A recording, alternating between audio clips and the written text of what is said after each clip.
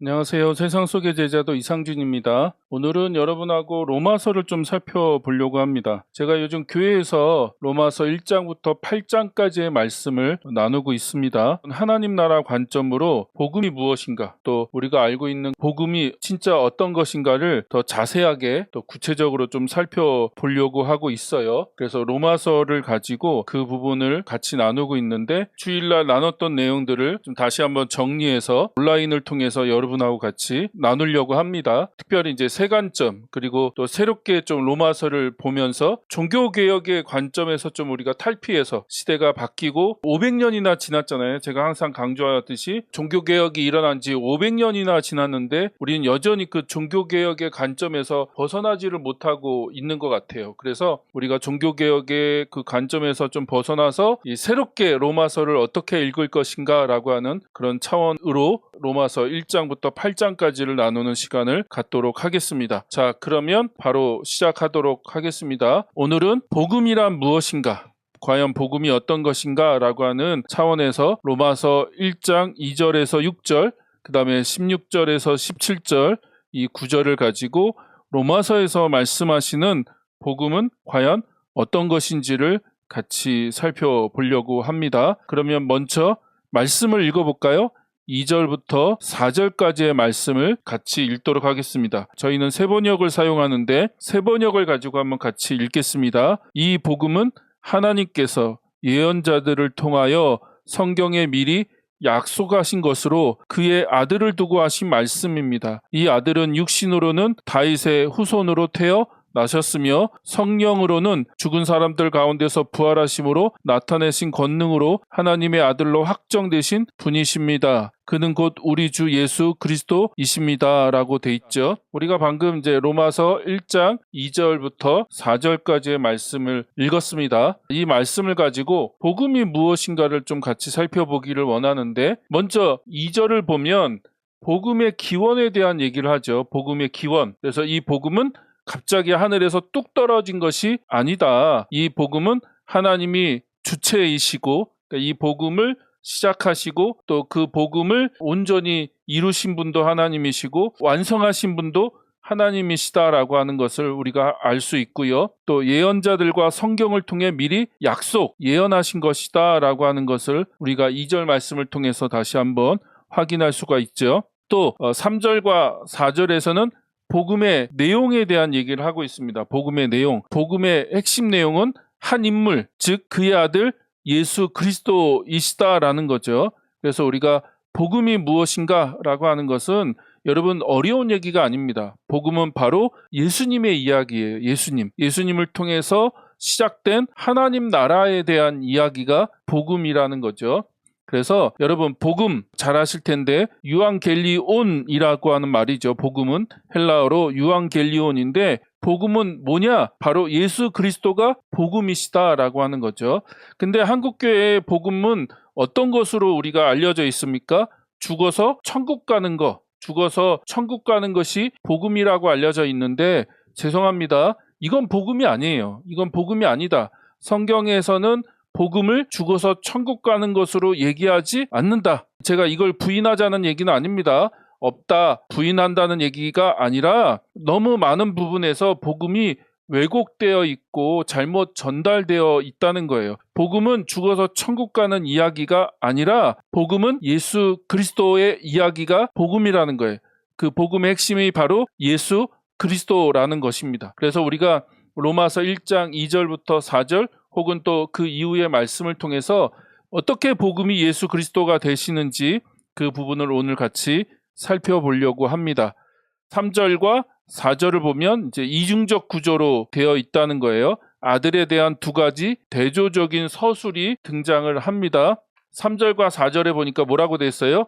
육신으로는 다윗의 후손이시다라고, 다윗의 후손으로 태어나셨다라고 말씀하고 있죠. 그리고 또 4절에 보면 옛날 성경에는 성결의 영 그렇게 갖고 번역이 어렵게 되어 있는데, 새 번역을 보면 성령으로는 이라고 되어 있죠. 성령으로는 죽은 사람들 가운데서 부활하셨다는 거예요. 부활하심으로 나타내신 권능으로 말미암아 하나님의 아들로 확정되신 분이시다라고 하면서 성령이 부활의 능력과 연결되어 있고 부활을 통하여 예수 그리스도가 하나님의 아들이시다라고 하는 것을 드러내시고 나타내셨다라는 겁니다. 이게 복음이라는 거예요. 복음은 예수님에 대한 이야기인데 그 예수님은 누구시냐?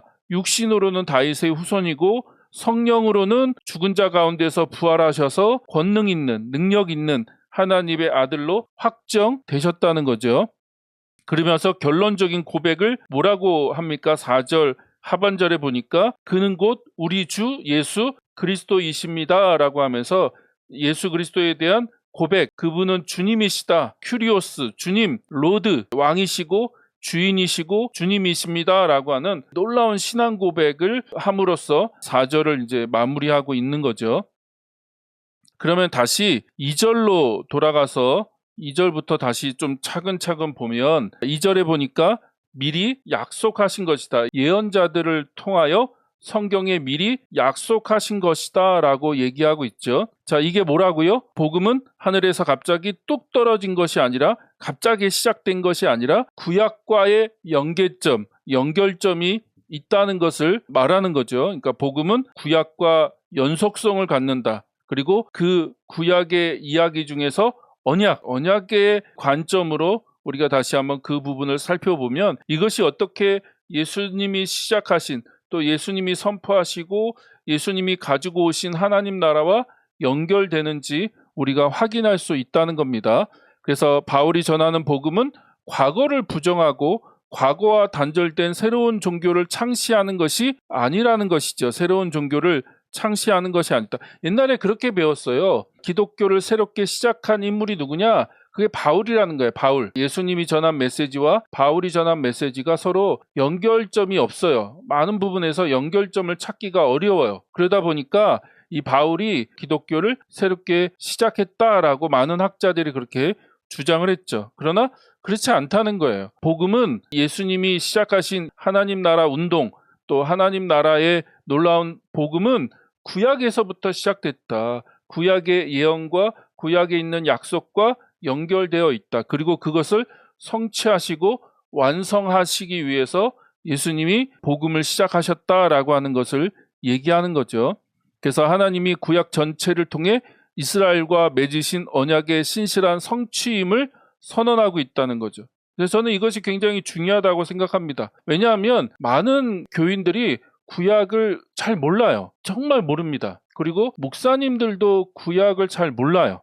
그리고 그것이 어떻게 신약과 연결되어지고 그것이 하나의 거대한 이야기, 하나의 거대한 이야기로서 어떻게 하나님 나라 복음으로서 이 완성되어지고 또 그것이 어떻게 성취되어지는지를 잘 모르세요. 구약을 그저 그냥 신약의 하나의 예표 정도, 그냥 그림자 정도, 우리가 그렇게 많이 배웠죠. 구약은 그림자고 신약이 본체, 실제이다라고 얘기를 합니다. 그러다 보니까 신약을 더 많이 강조하는데 그거 틀린 얘기는 아니에요. 그러나 우리가 신약을 더 잘 이해하기 위해서는 뭘 우리가 알아야 되냐면 구약을 알아야 된다는 거예요. 구약과 연결되어 있다는 거예요. 구약을 모르고 신약을 알 수 없다는 거예요. 구약에 대한 이야기를 제대로 이해하지 않고서 하나님이 시작하신 예수 그리스도를 통해서 시작하신 이 놀라운 복음에 대한 이야기, 하나님 나라에 대한 이야기를 이해할 수가 없다는 겁니다. 그래서 여러분이 특히 이제 구약을 좀 더 깊이 관심을 가지시고 특히 이제 이스라엘과 맺으신 언약, 그 언약의 신실한 성취, 새로운 성취가 바로 복음이라고 하는 것을 잘 이해하셨으면 좋겠고요. 다시 한번 그 부분을 정리하면 바울은 예수 그리스도의 복음이 구약 성경의 정당한 상속자임을 밝힌다는 거죠. 복음은 과거와 단절된 무언가가 아니라 오랫동안 기다려온 이스라엘 이야기의 절정이다라고 하는 것을 강조하고 있다는 거예요. 하나님이 그래서 구약에서부터 쭉 이야기를 이끌어 오셨고 그 모든 것의 최고의 절정, 그것이 바로 예수 그리스도이시고 예수 그리스도가 시작하신 하나님 나라의 복음이다라고 하는 것을 얘기하고 있다는 거죠. 그러면서 이제 더 구체적으로 이제 예수님에 대한 얘기를 하는데 방금 얘기했죠. 우리가 3절에 보니까 육신으로는 다윗의 후손이시다라고 하면서 왕의 계보와 역사성을 얘기합니다. 그래서 육신이라고 하는 것, 구약 성경에서 하나님은 다윗의 후손, 씨를 얘기하는 거죠. 다윗의 후손을 통해 영원한 왕국을 세우시겠다고 약속하셨죠. 인간의 역사 안에 하나님이 찾아오셔서 하나님의 놀라운 구원의 역사를 새롭게 시작하신 것, 그것을 강조하기 위해서 예수님이 육신의 자손으로, 그러니까 육신으로는 다윗의 자손으로 오셨다라고 하는 것. 그리고 다시 한번 얘기하지만 그것이 구약의 언약, 특별히 다윗의 언약과 연결해서 다윗의 언약을 완성하기 위해서 다윗의 후손으로, 육체적인 후손으로 예수님이 오셨다라고 하는 것을 다시 한번 얘기하고 있는 거죠. 그 예수님이 육신으로는 다윗의 후손으로 오셨다는 것은 그가 이스라엘의 오랜 언약을 성취하러 오신 참된 메시아, 왕이심을 얘기하고 있는 거죠. 다윗의 후손으로 오셨다는 건 왕으로 오셨다, 메시아로 오셨다라고 하는 것을 얘기하고 있는 거니까 우리가 다시 한번 그것을 확인할 수 있어요. 육신으로는 다윗의 후손, 왕으로 오셨다는 거, 이스라엘 왕으로 오셨고 메시아로 오셨다라고 하는 것을 강조하고 있고요. 다윗의 후손이라는 것은 단순한 혈통을 의미하는 것이 아니라는 거죠. 단순한 혈통만을 의미하는 것이 아니다. 구약 사무엘하 7장 12절과 14절에 보니까 다윗의 언약이 나옵니다. 내가 내 몸에서 나올 자식을 후계자로 세워서 그의 나라를 튼튼하게 하겠다라고 하는 이 다윗의 언약, 그리고 이사야 11장에 이새의 뿌리라고 하는 예언, 이 예언의 성취로서 예수님이 다윗의 후손으로 오셨다는 거예요. 그러니까 예수가 구약이 예언한 하나님 나라를 다스릴 진짜 메시아, 진짜 왕으로 오셨고 그 예수님의 오심을 선포하고 있다는 거죠. 자, 그러면 두 번째, 성령으로는 하나님의 아들로 확정되신 분이다라고 하는 이 4절의 내용은 또 무엇인가? 자, 4절을 다시 한번 보면 성령으로는 이라는 말을 직역하면 거룩한 영을 따라서, 그래서 우리가 옛날 성경은 뭐 성결의 영을 따라서 이렇게 번역을 했는데 그냥 거룩함의 영을 따라서라고 직역을 할 수 있는데 뭐 성령을 얘기하는 거죠. 말 그대로 성령을 통해서 이는 육신과 대조되는 종말론적인 성령의 영역 혹은 새 시대를 의미한다는 거죠. 무슨 말이냐면 옛 언약을 하나님이 끝내시고 새 언약을 하나님이 세우시겠다고 예레미야나 에스겔을 통해서 약속을 하셨죠. 약속을 하셨는데 여러분, 새 언약의 본질이 뭡니까? 새 언약. 예수님을 통해서 세우신 새 언약, 완성하신 그 새 언약의 본질이 뭐예요? 옛 언약은 하나님이 시내산에서 문자로 주셨다는 거예요. 돌판에 직접 하나님이 새겨서 그들에게 율법을 주셨는데 그들이 순종하지 못했다는 거예요. 실패했다는 거죠. 그래서 하나님이 옛 언약을 끝내시고, 그러니까 시내산에서 이스라엘과 맺은 언약을 파기하시고 끝내시고 새 언약을 세우시는데 새 언약의 본질이 뭡니까? 새 언약의 본질이 뭐예요? 성령의 내주예요. 제가 좀 비약해서 설명을 드린 건데, 말씀을 드린 건데 성령의 내주입니다. 내가 글자로 혹은 문자로 그들에게 율법을 주는 것이 아니라 이 율법을 그들의 마음판에 새기겠다. 그러니까 돌판에 새기지 않고 이제는 마음판에 새기겠다라고 말씀하시잖아요. 그러면 어떻게 우리 마음판에, 이 마음 안에 하나님의 말씀이 새겨집니까? 어떻게 그게 새겨져요? 그게 바로 성령의 내주라는 거예요. 성령께서 우리 안에 들어오신다는 거죠. 그리고 공식적으로 성령의 시대가 시작되는 게 바로 오순절이죠. 그래서 모든 사람들에게 성령이 임하시죠. 남종과 여종, 또 노인과 어린아이, 남자와 여자, 그러니까 진짜 구별하지 않고, 인종을 구별하지 않고, 또 성별을 구별하지 않고, 나이를 구별하지 않고, 또 사회적인 어떤 직분을, 지위를 구분하지 않고 하나님이 모든 사람들에게 뭘 주시겠다? 성령을 부어주시겠다. 그래서 이 새 언약의 핵심은 성령께서 우리 안에 들어오시는 거죠. 그리고 우리가 성령을 뭐라고 얘기해요? 진리의 영이시잖아요. 진리의 영이 우리 안에 들어오셔서 우리 안에서 이제는 우리를 이끄시고 말씀하시고 우리를 진리로, 또 우리를 하나님의 뜻 가운데 살아갈 수 있도록 우리를 이끄신다라고 하는 거죠. 그래서 그게 바로 말세라는 거예요. 말세. 그래서 이거는 제가 제 채널에서 여러 번 얘기를 했는데 사도행전 2장을 보면 오순절날 성령이 임하시잖아요. 성령이 임하시고 많은 사람들이 그걸 보고 예루살렘의 저 사람들이 낮부터 술에 취해서 저러고 있다 막 방언을 하니까요. 이 알아듣는 방언이죠. 못 알아듣는 방언은 고린도전서 12장은 알아듣지 못하는 방언이고, 사도행전 2장에서의 오순절날 방언은 알아듣는 방언입니다. 알아듣는, 다 알아들었어요. 무슨 말인지 다 알아듣는 방언이었습니다. 그래서 사도행전 2장에 보면 11절이죠. 우리는 저들이 하나님의 큰 일들을 방언으로 말하는 것을 듣고 있어. 그래서 각 지역의 언어대로, 각 지역의 사투리와 언어로 그들이 하나님께서 행하신 큰 일들을 말하는 것을 듣게 됐죠. 그러니까 이게 놀라운 거잖아요. 이게 어찌 된 일이냐라고 해서 사람은요, 이해되지 않는 일들이 발생하면 해석을 해야 돼요. 해석. 그게 해석을 해서 그것을 받아들여야 되니까. 근데 이게 해석이 안 되잖아요. 그러니까 어떤 해석을 합니까? 대낮부터 술에 취해서 저런다라고 얘기를 한 거죠. 그랬더니 사도행전 2장 14절 이하를 보니까 그때 베드로가 벌떡 일어나서 어떤 구절을 가지고 지금 일어나는 이 현상을 설명합니까? 요엘서 2장을 가지고 사도 바울이 언급하면서 이 현상을 지금 설명하는 거죠. 요엘서 2장에 뭐라고 되어 있습니까? 사도행전 2장 17절에 보니까 16절, 이 일은 하나님께서 예언자 요엘을 시켜서 말씀하신 대로 된 것입니다. 하나님께서 말씀하신다. 마지막 날에, 그러니까 이게 말세죠. 말세. 마지막 날에 어떤 일들이 일어나요? 나는 내 영을 모든 사람에게 부어주겠다는 거예요. 모든 사람들에게. 그래서 성령이 오순절날 임하셨죠. 그게 언제예요? 그게 바로 마지막 날이에요. 말세. 그래서 말세가 이미 시작된 거예요. 마지막 날이 시작됐고 이미 그것을 통해서 하나님의 구원과 하나님의 심판이 시작된 거예요. 그리고 예수님이 다시 오실 때 그것이 완성되겠죠. 그래서 예수님이 다시 오실 때 완성될 그 종말론적인 하나님의 심판을 앞당겨서 하나님이 이 땅에 시작하신 거, 그게 오순절이죠. 오순절. 성령을 얘기하는 이유는 이게 종말론적인 성령의 역사가 이제는 예수님을 통해서 시작된 거잖아요. 예수님을 통해서.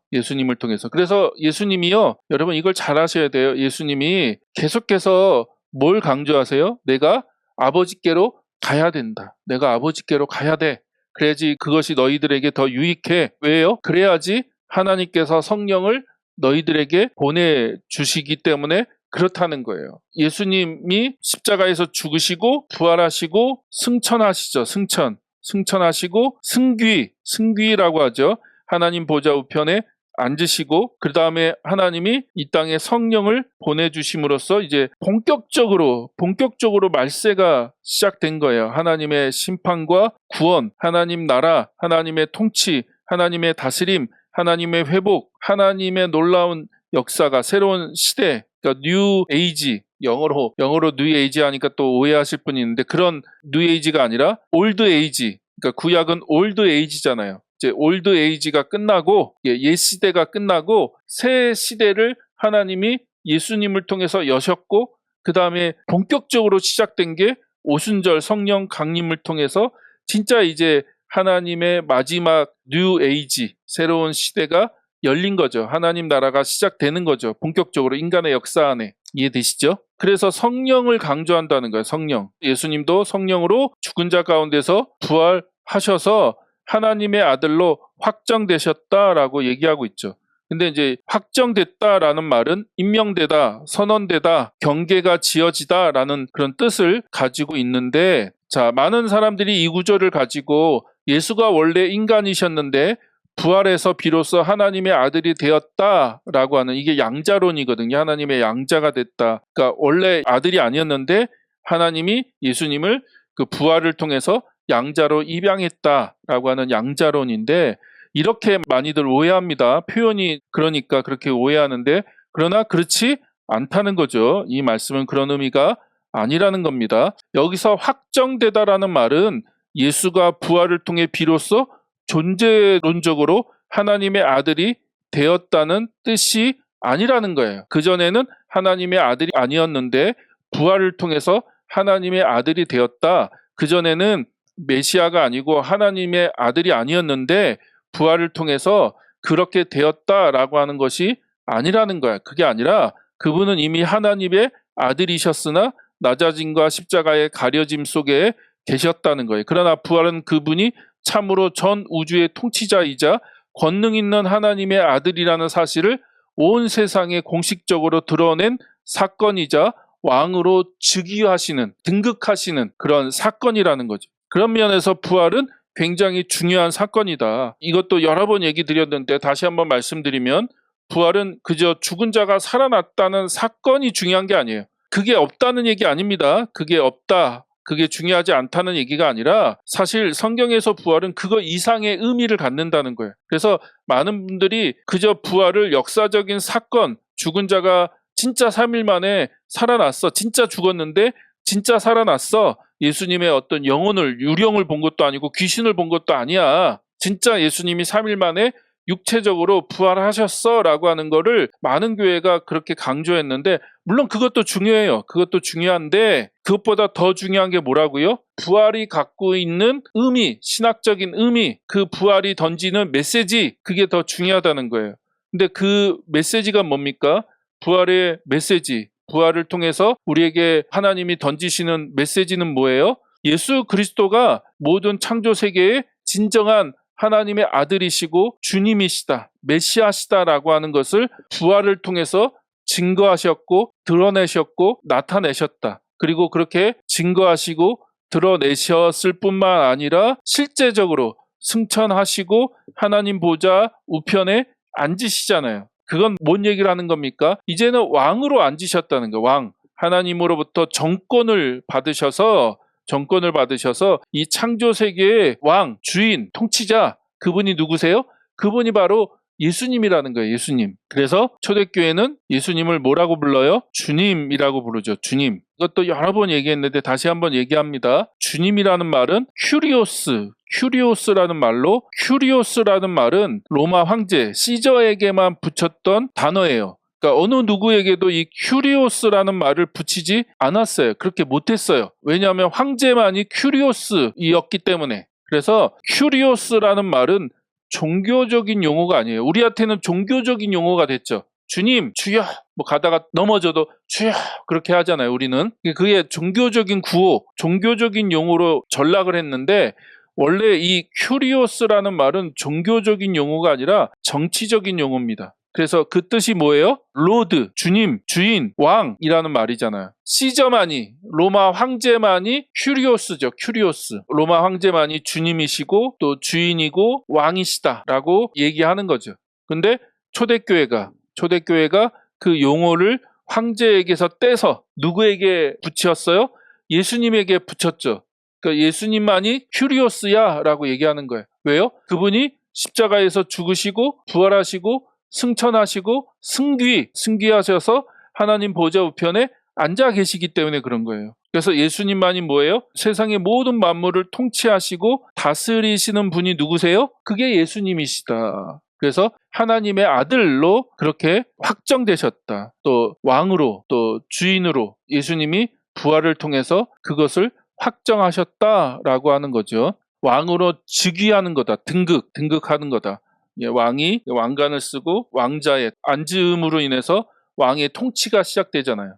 그래서 예수님이 하나님으로부터 모든 이 창조 세계 전체의 그 통치권을 물려받으셔서 하나님 보좌 우편에 앉으셔서 모든 창조 세계를 통치하시고 다스리신다. 그렇기 때문에 예수님만이 큐리오스고 예수님만이 하나님의 아들, 그러니까 신의 아들이죠. 신의 아들. 대리자, 이 땅을 통치할 수 있는 황제만이 신의 아들이고 신의 대리자잖아요. 그래서 로마 제국 전체를 대표하고 그 로마 제국 전체를 다스리는 권한이 황제에게 있듯이 오직 예수님에게만이 그것이 있다라고 하는 것을 고백하는 것. 그게 복음이에요. 그게 복음. 여러분 꼭 기억하십시오. 그게 바로 복음이다. 다른 게 복음이 아니라 그게 바로 복음이에요. 죽어서 천국 가는 티켓을 얻는 게 복음이 아니라, 복음은 뭐예요? 예수님이 바로 모든 창조 세계의 주인이시고 주님이시고 왕이시다라고 하는 거. 주님이 지금 통치하신다. 예수 그리스도께서 지금 다스리신다. 모든 죄와 죽음과 또 어둠의 권세들을 다 깨트리시고 예수 그리스도만이 우리를 구원하시며 우리를 새롭게 하실 수 있는 분이시다. 그리고 그분이 바로 지금도 모든 창조세계 전체, 이 세상 모든 것을 다스리시고 계시고 통치하고 계신다. 그냥 예수님이 나의 죄를 위해서 십자가에 죽으셨다는 걸 그냥 믿으면 그냥 따라하고 기도 따라하고 그걸 믿는다고 그냥 고백하면 너는 이제는 죄의 문제가 해결돼서 죽어서 천국에 갈 티켓을 얻었어. 그게 중요한 게 아니라 예수님이 이제는 내 삶의 주님이 되시고 주인이 되셔. 너희 삶을 통치하고 계셔 라고 하는 얘기를 하는 거예요. 그게 복음이에요. 그러니까 저는 제발 한국교회가 그 복음을 회복했으면 좋겠습니다. 우리가 얼마나 복음을 훼손시키고 우리가 그 복음의 가치와 복음의 의미를 얼마나 벽을 떨어뜨렸는지 몰라요. 죽어서 가는 천국에 대한 티켓을 얻는 정도, 그게 아니에요. 제가 정말 그런 안타까운 마음으로 다시 한번 얘기합니다. 그래서 여러분, 이 로마서를 통해서 진짜 복음이 뭔지, 복음이 어떤 것인지 라고 하는 것을 확인하셨으면 좋겠고요. 그래서 3절에 육신을 따른 지위, 그쵸? 다윗의 후손, 이스라엘 왕, 메시아, 구약에 약속된 다윗의 후손으로 오셨다는 걸 육신에 따른 지위, 그러니까 다윗의 후손 3절에서 얘기하는 거고, 4절에서는 부활과 성령을 따른 지위, 권능 있는 하나님의 아들, 온 세상의 통치자로 그 영역과 권세가 우주적으로 확장되고 선포되었음을 선언하는 거죠. 그래서 이스라엘로부터 시작하는 다윗의 후손으로 이스라엘에게 약속한, 또 이스라엘의 역사를 통해서 하나님이 구원과 하나님의 놀라운 역사에 대해서 미리 예언하시고 약속하셨는데, 그것을 성취하실 분으로 오셨을 뿐만 아니라 그 예수님이 그것을 성취하심으로 말미암아 온 우주의 창조세계 전체의 왕이 되셨고 주인이 되셨다라고 하는 것을, 그러니까 이 이스라엘에서 시작해서 온 우주로 확장하는 거죠. 온 우주로 확장하는 이야기. 그게 바로 로마서 1장 3절과 4절에 나온 이야기다라고 하는 거죠. 어마어마한 이야기고 놀라운 이야기인 거죠. 자, 그래서 방금 얘기 드렸잖아요. 로마 황제가 자신을 신의 아들, 하나님의 아들, 그러니까 우리식으로 말하면 하나님의 아들이고 여러 신들의 아들이라고 선전하던 시대에 바울은 부활을 통해 진짜 세상의 통치자로 즉위하신 분은 오직 예수뿐이라고 선언하는 거죠. 오직 예수님만이 진짜 왕이시고 진짜 주인이시고 진짜 통치자이시다라고 얘기하는 거예요. 세상 왕은 거짓이야, 가짜야. 자기가 신의 아들이라고 하고 자기가 진짜 주인이라고 말하는 세상 왕은 다 가짜인 거죠, 가짜. 그래서 여러분, 생각날 때 다시 한번 얘기 드리지만, 그렇기 때문에 신앙생활에서 가장 중요한 게 뭔지 아세요? 복음을 제대로 이해하면, 이 복음을 제대로 우리가 이해하고 그 복음을 제대로 받아들이면 그 다음에 뭐가 자동적으로 반응이 나옵니까? 자꾸 영어를 써서 죄송한데 그 다음에 자동으로 나오는 게 바로 로드십이잖아요. 로드십. 주님의 주님 되심. 그러니까 예수 그리스도의 주님 되심. 그래서 우리가 또 다른 말로 그걸 디사이플십, 제자도라고 얘기하는 거죠. 제자도. 어저께도 이제 어느 한 분하고도 그런 얘기를 했는데, 신앙생활의 핵심이 뭐냐? 신앙생활의 본질이 뭐냐? 그게 바로 디사이플십, 제자도다. 예수 그리스도를 따르는 거죠. 우리는 다른 종교 활동이나 어떤 교회 활동을 하는 것이 우리 신앙생활의 핵심이 아니라, 진짜 신앙생활의 본질 핵심은 예수 그리스도를 따르는 거예요. 죽을 때까지 예수 그리스도를 따르는 거고, 예수 그리스도께서 가셨던 그 길을 우리도 걸어가는 거예요. 근데 우리 힘으로 그게 안 돼요. 우리 노력으로, 우리 결단으로 그것이 안 되니까 그 예수 그리스도를 따르는 그 삶을 가능하게 하시기 위해서 우리 가운데 오신 분이 누구세요? 그게 바로 성령님이세요. 성령님. 그래서 성령님을 예수의 영이라고 하는 거죠. 예수의 영. 그래서 예수님이 요한복음에 성령이 오시면 내가 가르쳤던 모든 것을 생각나게 할 것이고 너희들을 다시 그 길로 인도해 주실 것이다. 진리의 영이시다. 그러니까 예수님이 하셨던 삶, 예수님이 사셨던 그 삶, 예수님이 살아갔던 그 삶의 발자취를 우리도 똑같이 따라가게 만든다는 거예요. 성령님이 오시면. 진짜 신앙생활의 본질은 로드십이죠. 로드십. 주인 되신 주님을 따라가는 거예요. 우리의 주인 되시는 주님을 우리가 따라가고 그 예수님만을 섬기고 예수님을 닮아가고 예수님만을 우리가 깊이 생각하고 또 그분이 사셨던 삶을 우리 삶에 다시 재생하기 위해서 그 하나님 나라의 삶을 우리도 살아가기 위해서 우리가 그렇게 결단하고 다시 한번 예수 그리스도가 누구신지를 더 깊이 알아가고 그렇게 살아가는 거죠. 자, 그래서 이 그림을 다시 한번 잘 보십시오. 구약, 올드 에이지죠. 구약이 끝났잖아요. 구약이 끝나고 신약, 뉴에이지, 새로운 시대, 오는 시대라고 그러죠. 성경은 오는 세대, 이 오는 세대. 새로운 시대를 예수님의 초림으로 예수님이 가지고 오셨고 이 땅에 시작하신 거잖아요. 그게 하나님 나라잖아요. 하나님 나라. 그러니까 새로운 질서를 가지고 오신 거죠. 이 땅의 질서에 맞춰서 살던 우리가 새로운 질서를 예수님이 가지고 오셨고 우리는 그 새로운 질서에 들어가게 된 거죠. 예수님을 통해서, 예수님을 믿음으로. 그걸 뭐라고 해요? 거듭났다, 중생했다 라고 얘기하는 거예요. 여러분, 거듭났다, 회심했다, 또 다시 태어났다 라고 하는 것은 천국 갈 티켓을 얻는 게 아니에요. 천국 갈 티켓을 얻는 게 아니라 죄 용서함을 받고 하나님의 자녀로 입양되어서 천국에 갈 티켓을 얻는 거. 그래서 천국에 가서 영원히 사는 것이 그런 걸 얘기하는 게 아니라 예수님이 가지고 오신 그 새로운 질서, 하나님 나라에서의 새로운 삶을 영생이라고 얘기한다. 그것을 영생이라고. 여러분이 좀 잘 이해하셨으면 좋겠는데 우리는 그동안 그걸 잘못 오해한 거예요. 영생이 천국에서 영원히 사는 거라고 생각했는데 그게 아니라 영생은 생명이라고 얘기하기도 하고 영생, 영원한 생명이라고 하는 생명의 특성이 붙는 거잖아요. 그 생명이 영원해. 근데 왜 영원하냐? 하나님이 영원한 분이시기 때문에 하나님이 주신 그 생명을 통해서 우리는 그 영원한 생명을 얻게 되는 거고 그것은 하나님과의 관계의 회복을 얘기하는 거고 그 단순히 관계의 회복은 천국에서 영원히 사는 것을 얘기하는 게 아니라 이 땅에서 이제는 우리는 하나님 나라를 살아낼 수 있는 하나님 나라 백성으로 살아갈 수 있는 그런 삶이 시작됐다는 거예요. 왜냐하면 새로운 생명을 받았기 때문에. 그래서 예수님이 그걸 갖고 오셨는데 근데 그것이 어떻게 성취됩니까? 예수님의 낮아지심, 십자가, 그리고 십자가에서의 죽음, 부활, 그리고 뭐예요? 승천, 그리고 승귀, 보좌에 앉으시고 이제는 통치, 예수님의 통치가 시작되는 거죠.